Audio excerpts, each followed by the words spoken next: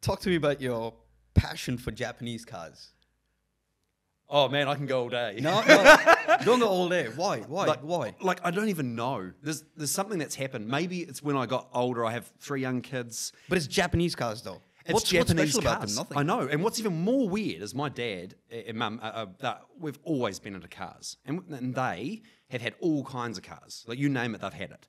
Now, definitely more at that European stage. He's got a couple of toy cars, and they're brilliant and they're awesome. But I have no interest in them. They're awesome, but I've got zero interest in them. I'm almost trying to relive my youth, and I have a funny feeling that attachment comes from the cars that I grew up around in the late 90s, and it's just what it is. And so all the cars that are expired 10 years past in Japan, they ship it here.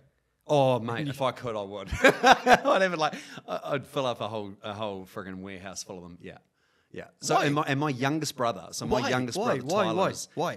I don't know. There's something about them. It's the Yes, they're the reliable. Yes, they're reliable. Well, no, some of them aren't. No, I mean, like by the way, I picked up a Mitsubishi Evo 8 MR, so it's a bit of a limited edition. It's done hardly any Ks, and I found it, and it was in Invercargill. I'm like, and everyone's just like, just ship it. I'm like, there's no fun in shipping it. So I flew down and took it for a drive. I'm like, yep, I'm buying it. Bought it on the spot. Jumped in the car, drove it all the way back to Auckland in a day and a half. Mate, you're crazy. And most people were like, that car's going to blow up. And I'm like, no, it's not.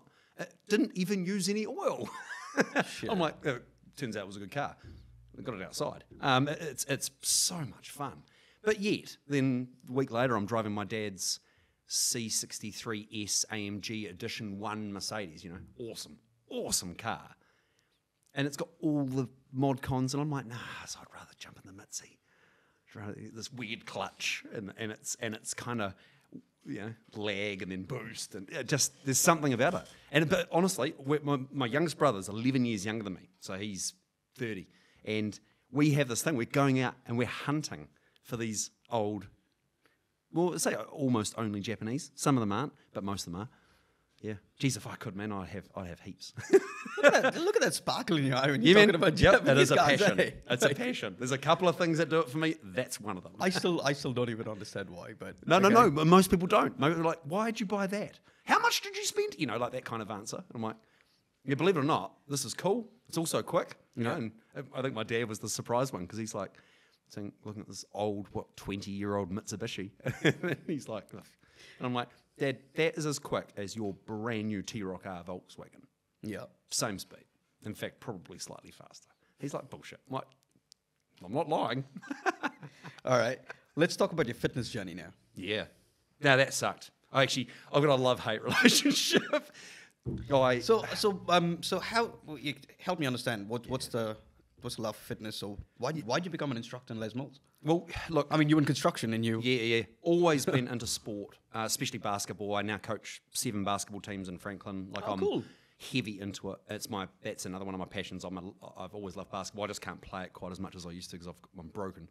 I got out of university, and like everyone that went to university, probably drunk too much, a little bit unhealthy, and got out. And I remember going to a spin class at Les Mills, like RPM class. And Yeah, I've been in one of those. Yeah. I mean, I got F45 now, but... Yeah. Well, it nearly killed me. And I was Did like, it? But the person, the instructor, the lady named Terry, and she'd picked up firstly that I was new, but secondly that I'm one of those people that you can kind of target and give a bit of shit, and I bloody loved it. I revelled in it. And so the next thing I joined up and started going over and over again, and then that was about, would have been July. Just sucker for punishment. Yeah. By November, I'm dating this lady who's now my wife, and she says, we'll go to the gym in the morning, and I'm like, yeah, I'll go and do some bicep curls in the mirror, as you do. And she goes, why don't you come to Body Attack? And I'm like, aerobics, righto, Now, what she didn't know is that basketball training at high school, we used to do step aerobics because it's brilliant for your legs and really good for cardio. We used to do it as off-season training. And so next thing you know, I turn up to Body Attack and I have the coordination. A couple of months later, they're like, do you want to be an instructor? I'm like, well, okay, sure. So next thing you know, I'm a learning instructor and Body Attack. And then after I kind of got certified, then they put me into RPM because I like mountain biking, and that was kind of the next thing.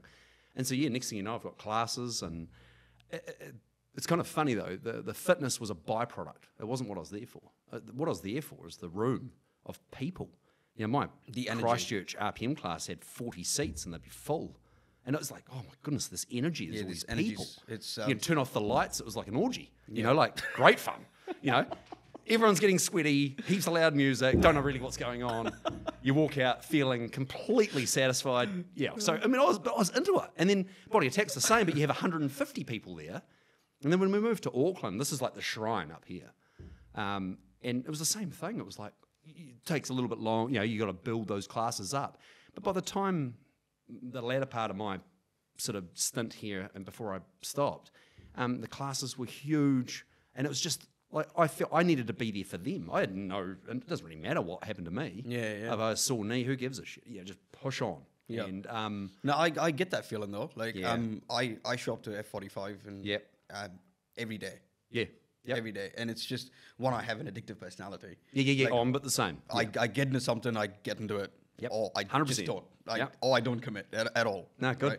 Yeah, and me, it's intoxicating. Yeah, no, it totally is. Yeah, It's So- like literally you're dying in the moment, but Yeah, you yeah. just look around the room, you feel that energy, and Yeah. you're going, yeah. damn, there's Yeah. nowhere else I'd rather be. No, that's it. That's Yep. exactly right.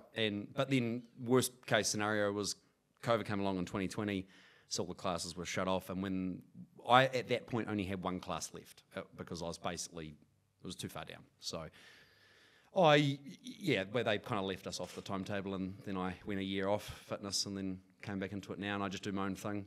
But so it's not quite the same as it used to be. But I tell you what, they were the good old days. I used to love it. Yeah. Mate, interesting insights. Mate, I want to really thank you for your time.